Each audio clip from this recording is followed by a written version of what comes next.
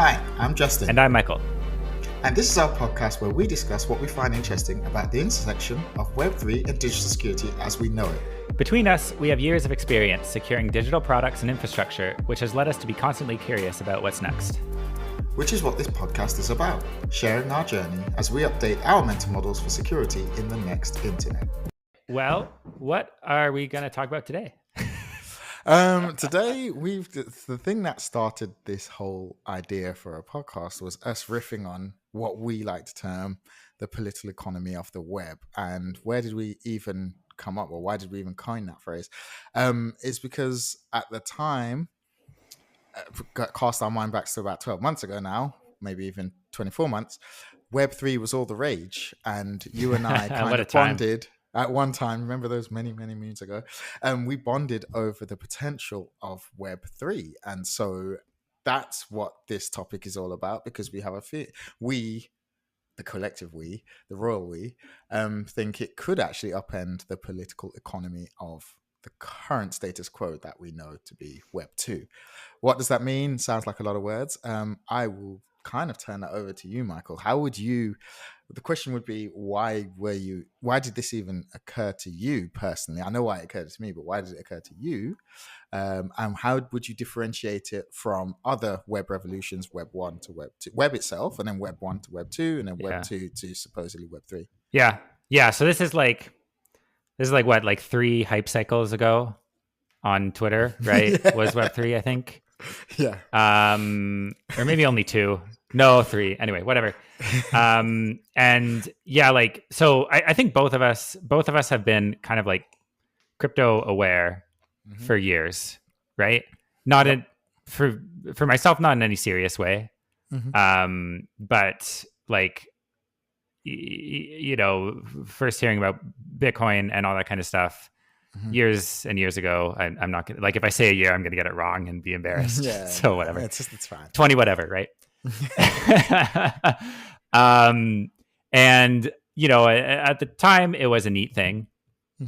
And then it went through a series of hype cycles. And I went through a series of cycles as well with how I thought about it and what it could do and what it could and couldn't do, right? And then things came to a real crest. When everybody started talking about Web3, however many, like we said, like 3 hype cycles ago, if you're counting, right?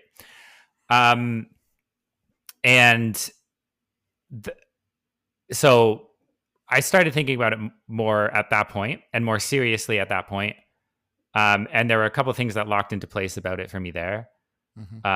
One was Ethereum, right? And how it introduces all these new concepts to distributed computing, right? And the other was the rhetoric, really, the rhetoric that was flying around Web3. So on the one side, like having, I forget all the terms people use, all the boosters, right? That are talking about Web3, but especially talking about things like, DeFi, like the financial side, the kind of monetization side of it, really heavy. And then the detractors on the other side talking about fraud and talking about, Ponzi. Remember Ponzi coin? And all that kind of stuff, right? And then it really came to like a great crescendo with the NFT Tulip Mania kind of stuff, right? And it really sharpened that rhetoric, kind of sharpened the edges of those two sides. Like the JPEG point and laugh kind of thing, and then also like, it as an investment and it as the new way that commerce is going to be done, the new way that transactions are going to happen on the internet, all this kind of stuff. The metaverse. Oh, that was the hype cycle. That's the other hype cycle I was forgetting about. Yeah, so it was 3, right? Metaverse, Web3, metaverse, LLMs, LK99. Those were the hype cycles, right? That's right. Yeah, let's count them in the box like that. That makes a lot of sense. Okay, but we haven't really gotten into things yet. But I'll pause. I don't know if you want to add anything, or if I should just like No. run into talking about what Um, that realization led to. yeah, so I just want to say a little bit about my journey. Was I came crypto aware in different phases. So I remember when way back in, I can actually put years on this because I was in different locations. That's how I'm Nice. able to have recall. So way back in 2014, 2015, I was living in the Middle East, and I start getting pings from my friends back in London, or one particular friend talking about this thing called Bitcoin. And Mm-hmm. I'm like, okay, sure. Moving on. And then I remember 2017 And with that the was the IC. biggest financial mistake of your life. Oh yeah. I mean, why didn't I remortgage my house? I could have. I don't know. Yeah, that would have been an absolute move. But yeah, I was just like, okay. And then I remember 2017, the ICO craze, and also Yeah. I think Bitcoin went to another all-time high at that point during that year as well. I remember literally being in the office, and I was sitting amongst designers. I was a security professional then in a particular company, and nobody was doing any work. They were just trying to get £100 of crypto. That was their day. And then at that same time, sorry, before then, I stumbled across Ethereum again, and that's when my understanding of it changed. Just like you, I was like, oh wait, hold on, there is a different side to all of this concept. And what is distributed computing? What is decentralized computing? What does that even look like? What does that mean? And why is that important? Yeah. And then 2020, when the marketing geniuses came up with the whole term of Web3, because even then, after Ethereum, like all of my interactions had been on from the financial standpoint. It was, oh, DeFi is the new thing, Yeah. and then you're gonna have et cetera, and decentralized exchanges and all of that, supporting on underlying a lot of stuff. So, and then it was 2020, it's like you said, Web3, and I was like, well, actually, the conversation hasn't moved on from its application. So I remember thinking, Ethereum opened the door in terms of potential, but the conversation around its immediate application still centered or orbited around Yeah. finance.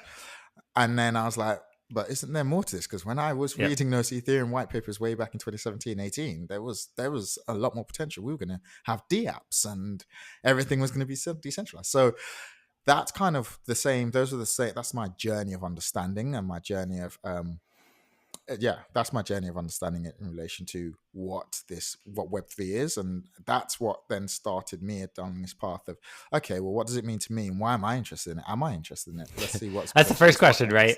right? Because like, you know, what you said reminds me of that kind of old like talking point that crypto / Web3 / you know, decentralized, whatever we're calling it at the time, is like the archetype of a solution in search of a problem, right? Yeah. Or like the other like meme thing being like, well, can't this just be a database, right? Yep. And those things have like a fair amount of truth to them Yeah, of in the course. way things have played out.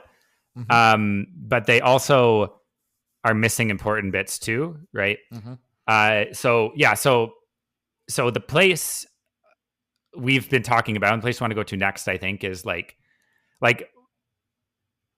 in order to understand how we think about this, we have to kind of tell a story of the web, Mm-hmm. right? Yeah. We have to tell a story of how people interact with Mm-hmm. the internet, interact with each Mm-hmm. other on the internet, Mm-hmm. and how the different players that take part in the internet Yep. have developed power, Yeah. have developed the ability to influence Mm-hmm. what happens on the internet. Yeah. Right. So we can tell this story. This is probably the first time that we've like ever attempted to tell our perspective on this story like end to end. So I don't know how that's going to go, because like maybe we'll start telling it and then we'll be like, no, wait, this doesn't actually make any sense. This only made sense when we were like in the pub, like, you know, yeah, whatever, exactly. right? Basically 3 beers deep, so buckle up. One of those. Okay, but so like when we started this episode, we said we were going to talk about the political economy of the web, right? Mm-hmm. Political economy is one of those words that like I heard in university because somebody took a class in it, and I didn't know what it meant. And it had the word political in it, and I kind of didn't like that. That was kind of my approach to it, right? Mm-hmm. But like my kind of, I think it's the right word to use to describe what we think about this. And it's political economy because it has to do with the way that power is exercised between the different social and technical players who take part in the internet, who operate on the internet. And so let's start with like Web 1, right? Mm-hmm. I don't know does anybody actually say Web 1? Do you know? No. Okay. Well, no, actually, I if think you I've Google seen it it, referenced. if you Google it, I think things will Yeah, come up. I've seen right? it referenced when you can see documentation talking about Web 2. So that's where they want to differentiate between the two. Yeah, exactly. But yeah, I think I've seen it there. So you know, Web 1 is basically the earliest internet, right? Mm-hmm. And it is largely files being hosted on servers, Mm-hmm. and then clients retrieving those files and displaying them or processing them locally, Mm-hmm. right? Yep. And maybe there starts to be a bit of back and forth between the client and server in some ways, Mm-hmm. like maybe some data starts getting posted or things start getting Mm-hmm. passed around. But from a client and server perspective, it's largely static, Mm-hmm. largely clients retrieving and displaying documents, right? Mm-hmm. And so, I mean, the other thing going on at the time is kind of peer-to-peer networking, Mm-hmm. which is like an interesting separate sub-discussion, I think. Yep. Probably intersects with this, but I'm just thinking of this now, so I haven't thought about how. Yeah, no, that's fine. And then, like, there's a sharp demarcation. I think it was probably made fun of a bit at the time as well, but then there's kind of looking back on it, there's a sharp demarcation between that and what we now call Web 2, right? Yes. And my kind of like contention here, or like one of my kind of keys to understanding what's happened, I think, to the internet, is that Web 2, and we'll get into the reasons why and how, but Web 2 caused, and also like, for now, we're saying this as like a neutral thing. Like we're going to use kind of weird language, but saying this is like a neutral thing that happened. Web 2 caused a massive amount of power to get sucked from the client side of this relationship and to get centralized to the server side of the relationship. Yeah. Okay, so we can kind of detour a few ways through this. So I think actually, first of all, I think we should deconstruct a couple of those statements that you've made there. So Web 1, obviously the client server thing. So, and one was what I'd like to say for our listeners is what was underpinning that model was the expectation, not only the expectation, the assumption that we would decentralize computing to everybody, and anyone can spin up a server, and anyone can have a client, and so anyone would go to someone's server and read whatever they have to say, and you would come to my server and read whatever I had to say.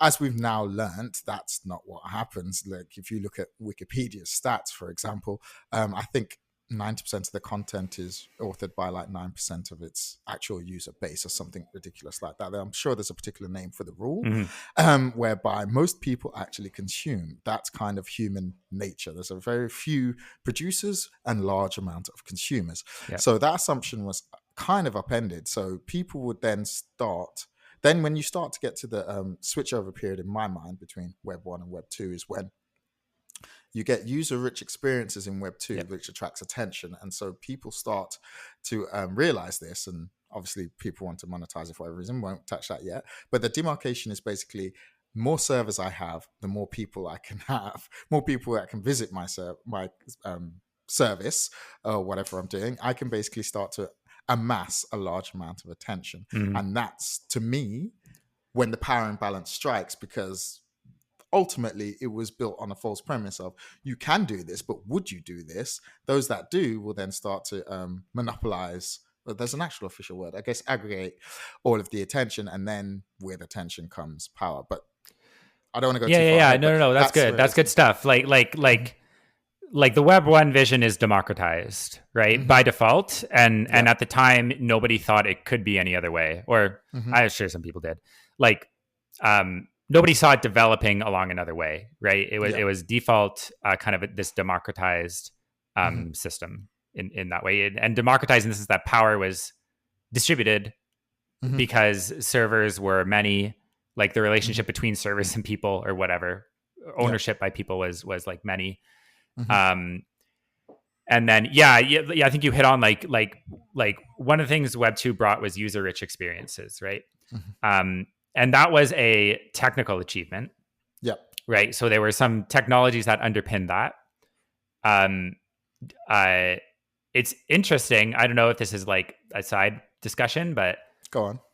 so like if I think about what those technologies were, I'm sure there's like a textbook listing what these Oh are, yeah, like of an course. official list. But when Yeah, I think of them, it's like JavaScript is one, yeah. right?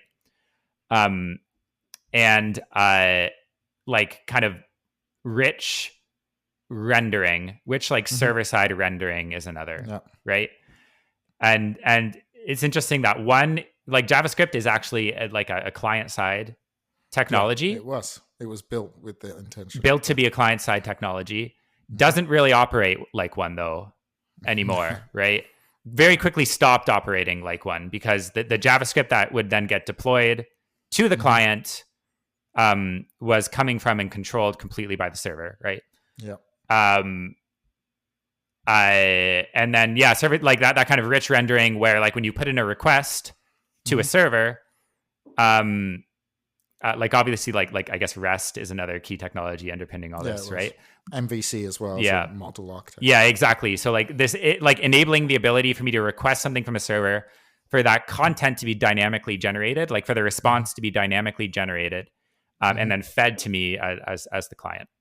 Yep. Um, so uh, so those enabled like so I think where we're driving with this in Web 2 is like what those things enabled was Hmm. for processing to happen almost entirely in a way that is controlled by the server, right? Yep. The client side of the equation um, became basically a pane of glass into what was going on and being processed on a server.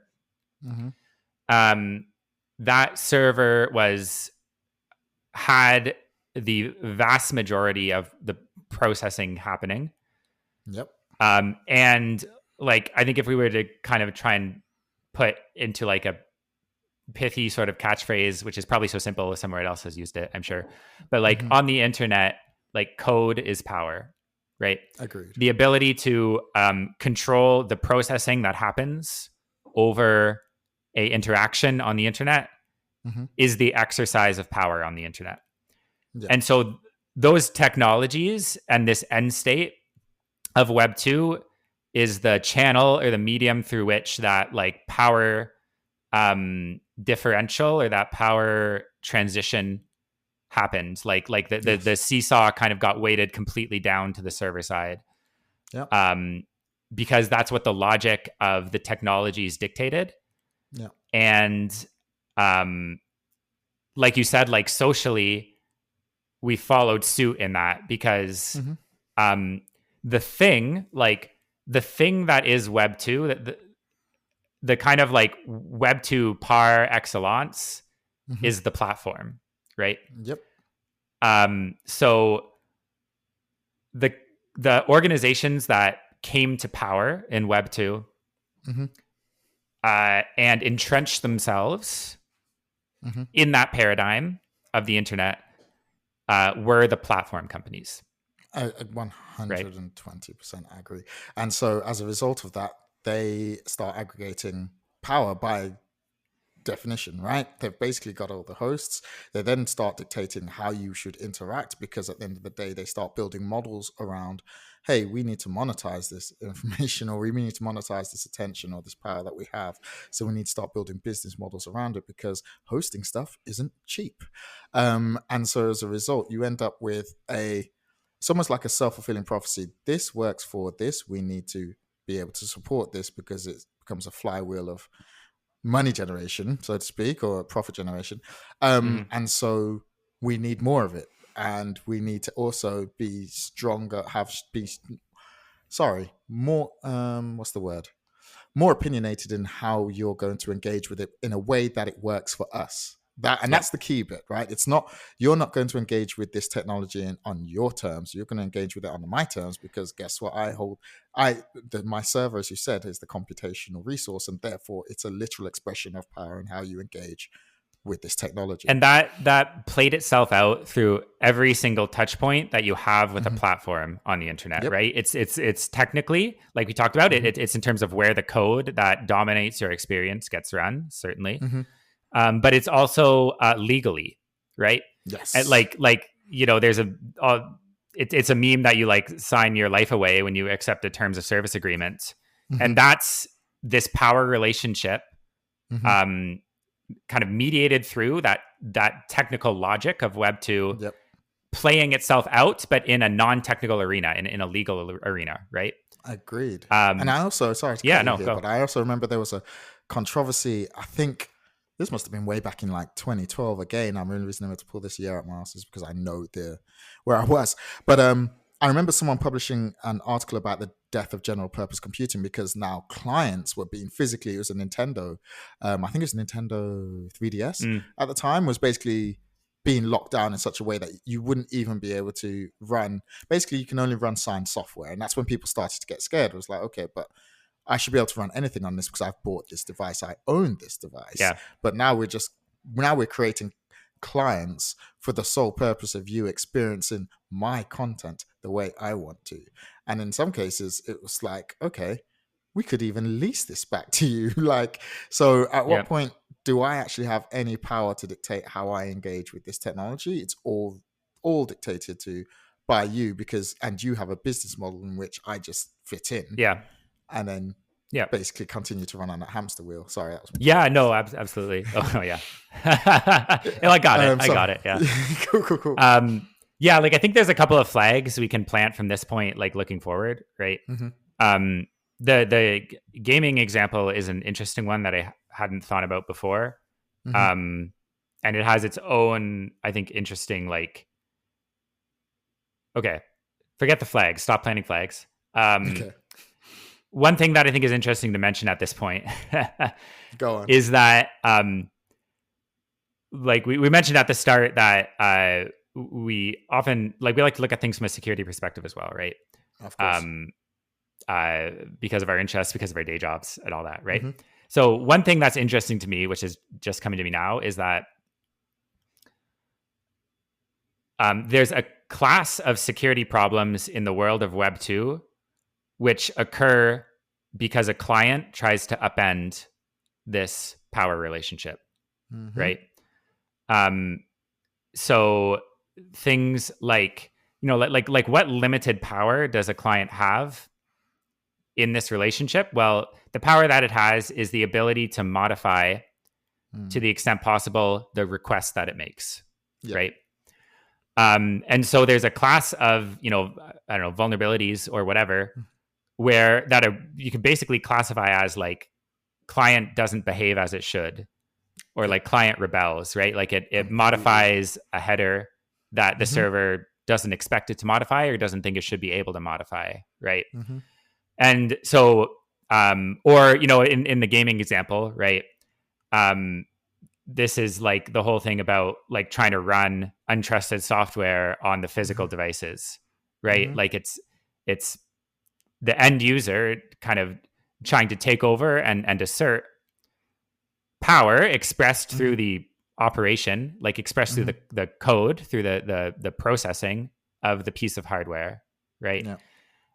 Um, and from a security perspective, like if you're trying to secure Web two systems, then yeah, there are problems there to fix. Yeah. But you can also look at it through this alternative lens, maybe, which is focused around this political economy, which is like that is in a way a client exercising power over the relationship, Hmm. or trying to, and like Trying the, to. the Yeah. the the server side doesn't like that, right? It wants to No. stop that. Or think about the so like we said, like DRM is one place that Hmm. battle, that exact same battle played out, and it's a Yes. power battle, right? Yes, it is. Kind of like nakedly so in the DRM case. Yeah, literally. Another place where that battle played out was in ad blockers, right? Ah. Um, which was like the heart of monetization of Web 2 platforms was delivering advertisements, right? Yep. Again, saying that in a completely morally neutral way. Like you can Hmm. say that that's good, you can say that's bad. Doesn't matter for this analysis, right? Yep. But what happened was the client side, the front end side, tried to assert its power over its what it was consuming on the internet by blocking Hmm. ads, right? Yep. And it could do that because the client side does control the display, right? Does Yeah. control what gets presented. Can I pause you right there for a Sure. second? Because I'm trying to think of a similar piece of technology that would stand in for a great metaphor for why we're having this discussion. Because at some point, someone would be looking at this and be like, well, at the end of the day, you're engaging with their service. Therefore, you should, what's your problem? Yeah. What's your beef? And that actually holds up until you get to the point where you have bought what is supposed to be a general computing device. You are supposed to be able to do whatever you want with it so long as you can imagine it. That's where the magic happens. Me browsing to your service and you dictating how that service should act on my end once the code hits my computer is where the need to pick my words carefully here. Where it is a little bit where the power imbalance is enforced. That's where it is, because it's like, well, I'm now the code is actually on my side, and it's the nature of the technology, which is why this metaphor is quite hard. I'm thinking of like a car, being able to drive a car wherever I like, but I don't know if that one works. I mean, it's like like the right to repair stuff is the exact same thing playing out in a slightly different context, right? Yeah. In a kind of mechanical context, right? Yes. And like you're right. Like that is the logic of Web 2 is like you are interacting with my server. Mm-hmm. I control what you do. I control what you see. I control the operation of what you interact with. Mm-hmm. Whether that's good or not is not a technical question, right? Mm-hmm. Whether that's how people should operate on the internet is not a technical question. It's there's an end result of it that the technology dictates. Yep. But whether that's the way things should be or not is a philosophical question and a political question, right? Because it has to do with the exercise of power. And so like saying that like you're interacting with my server and so things should go this way is an assertion, not an argument. Yes. Right.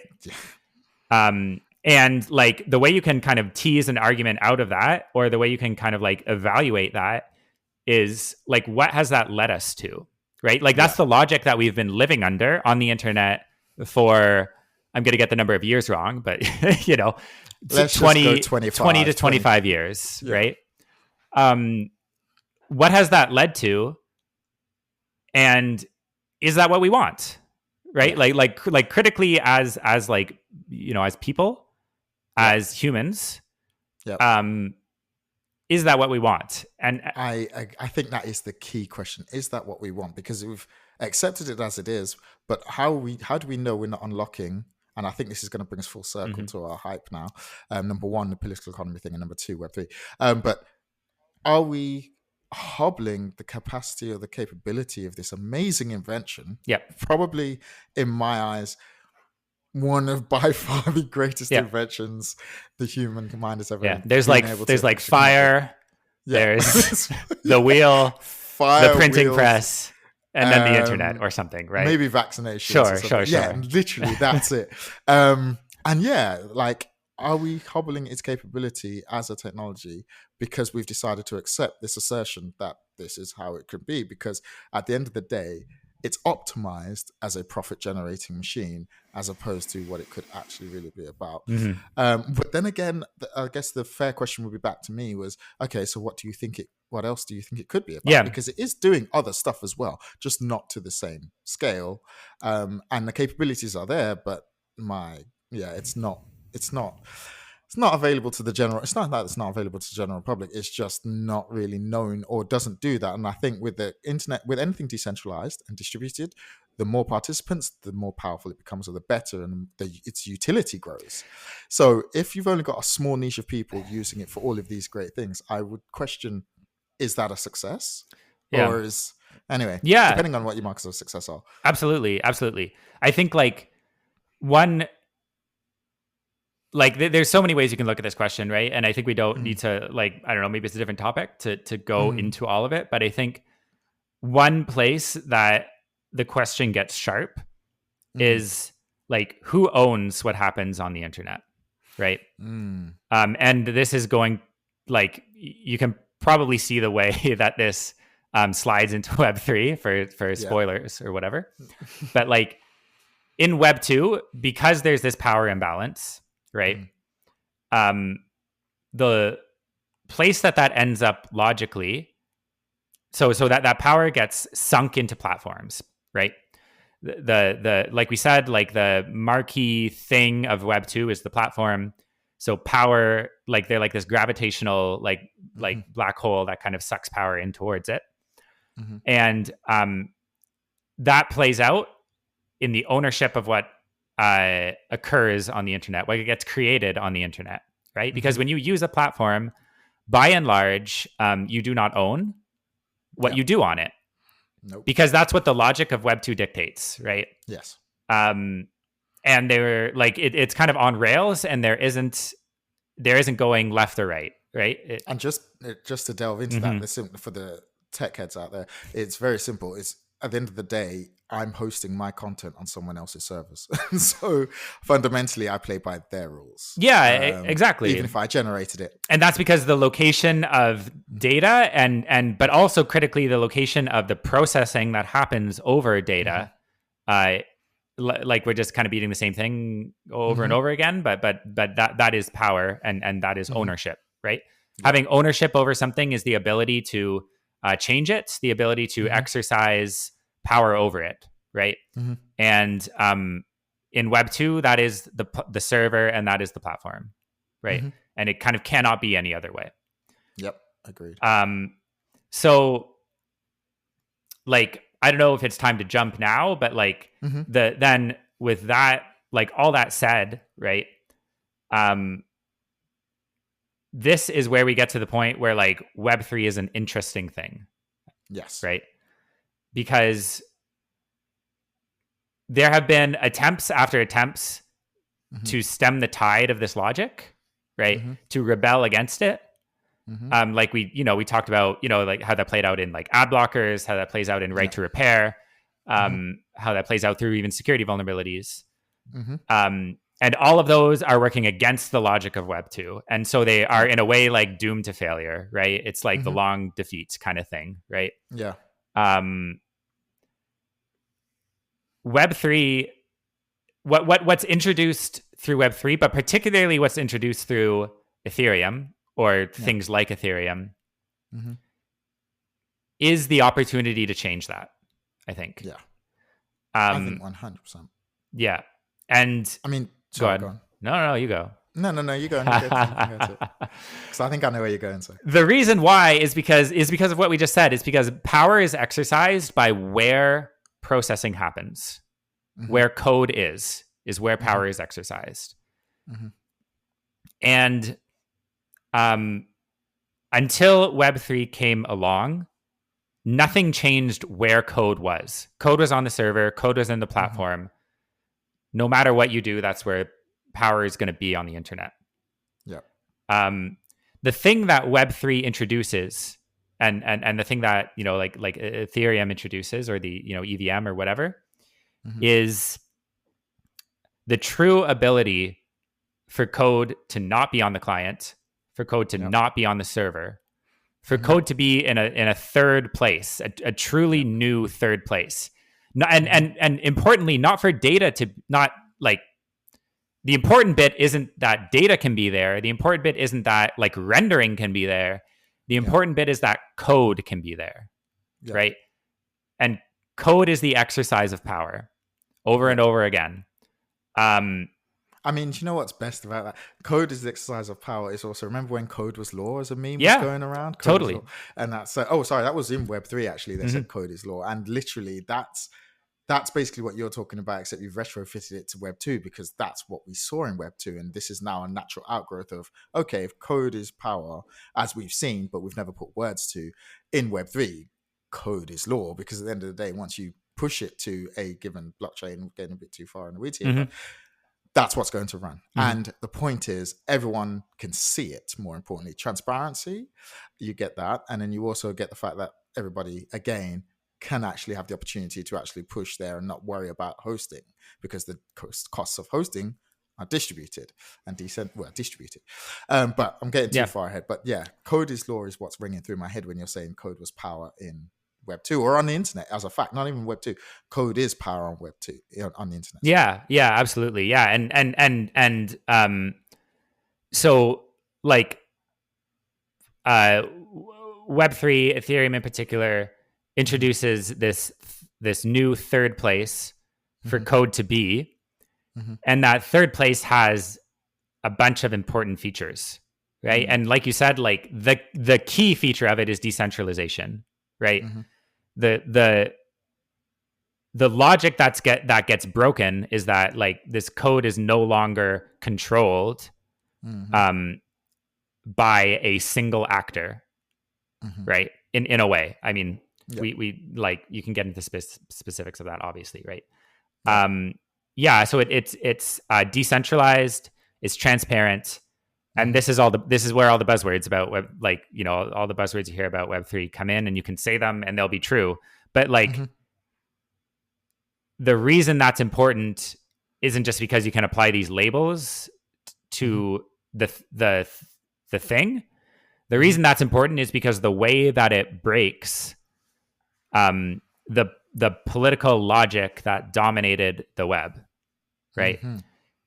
And still dominates the web. Obviously, like we still live in a Web 2 world, right? Like Yeah, we completely. don't live in a Web 3 world.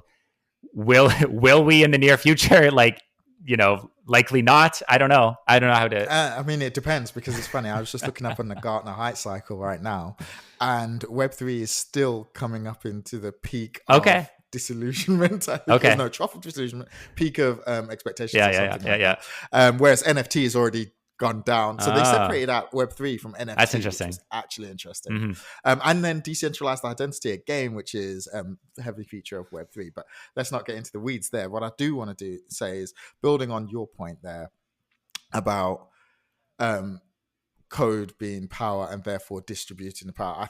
And distributing the power, and more importantly, decentralizing the power is when you have a client server relationship, which is such a misnomer because obviously the server is Mm-hmm. like has the power. Um, the costs of hosting are not trivial, and Mm-hmm. when that becomes the case, you already have a higher barrier of entry in order. So if you did have a new idea in a Web 2 world to actually do something different, you still have to figure out how are we doing this, how are we eating these hosting costs. And then people did come up with distributed, but they didn't come up with hit on the like with, and that was where you had peer to peer, Yes. right? And then that's when you had it crash against, again, you talk about political economy, it was basically dismantling entire business and yeah, we're looking at music and Mm-hmm. movies there, obviously. So that was against, and then there was a fight back, and so now we have what we have with another centralized platform exploiting creators. And this is where I got excited, and if to bring it full Mm-hmm. circle is why I care about Web3 and why you and I even started pontificating on all of this stuff in the first place, was if you look at the problems whereby in Web 2 they were seen as vulnerabilities, they were seen as they were seen as rebellions to be stamped out, like you said, like, well, rebellion's a bit of a hard word, but a harsh word, but you know what I'm saying. um, Web3 actually enables, it circumvents the need for a third party authority to say this is the way forward, this is my assertion, but you can do it within this sandbox. No, actually, this can be done from the ground up without your need, without anyone's assertion, Mm-hmm. anyone's political idea, well, not political ideology, but anyone's technical ideology of how an interaction should be. Or more importantly, the businessmen coming, the business people coming in saying, okay, well, how do we optimize this simply for the bottom line? And I feel like Web3 provides the opportunity for people to circumvent that completely and actually express their own idea of how they would like to interact with technology. More importantly, how they would like, well, internet technology, and how they would like people to interact with their ideas and their services. And that's where I think the excitement came from for me, because I was like, oh no, there is genuinely a different way to actually, number one, express yourself on the internet. Number two, there is a different way I can disintermediate the third party who tends to be the authority on what should happen on the internet as well, which is where you get the whole code is law from, because also you have no guardrails as well. In that respect, the guardrails are Yeah. your own. Yeah. And again, I don't want to get into the details of how Web3 works. I'm just trying to explain why I'm interested in it as a concept. Yeah, I think like the key from that is like the thing that Web3 enables, and a separate topic to get into the how Mm-hmm. and the the why and the logic of it is like true ownership Mm-hmm. of your creativity, of Mm-hmm. your content, of your production, whatever, like true ownership Mm-hmm. of your activity on the internet, Yep. right? Um, and it enables that through a combination of of technologies of like Mm-hmm. technical things, um, but also through the way that those things dictate a different logic Mm-hmm. of how people interact with the internet and interact with each other over the internet, right? Yes. Um, and maybe that's a good place to end. I don't know. I think that's a really good place to end. I'd just like to add, and why is this important? And I think it's important because we're at a time when socially, technologically especially, well, as you said, right, people feel like they're signing their lives away to these terms of service that they never read and these usage agreements that they never could get through and make head nor tail of. So people have been trained, we have been trained into accepting, well, this is just Mm-hmm. how it is, but also people are starting to feel disenfranchised because they're like, well, why is it how it Yeah, is? But there is, well, okay, what is the next thing that would, how can we get out of this cycle of this happened, this entity has amassed this power through this thing, we signed yeah, over our rights, and it turns out they were abusing their position. yeah. Absolute power corrupts absolutely, as they like to say. So I think that's why it's important. I think it's an opportunity. And that's why it's important to me. And that's why it grabbed my attention, is the opportunity for something new and get out of that cycle. So yeah, but I do think that's a place to end from my perspective. Yeah, the political economy. So then would you, before we go, Mm-hmm. I do feel like you should break down that term and how it relates to the importance of the opportunity of Web3. But So what do you mean by political economy? And what does a political economy look like on the internet in Web in three, layman's? Yeah. so like again, political economy is the way that power is distributed and exercised Got you. in a system, right? Okay. And the classical way that's looked at is like a governmental system, right? The way Mm-hmm. that power is exercised through governments, or Mm-hmm. the way that power is exercised through the economy, like through the kind of the Mm-hmm. real economy. Um, what we're interested in here is and in like what we're interested in this episode is the way that power is exercised on the internet, Mm-hmm. right? Between the different parties that Mm-hmm. interact with each other on the internet. Yeah. And there's a logic to the political economy of Web 2.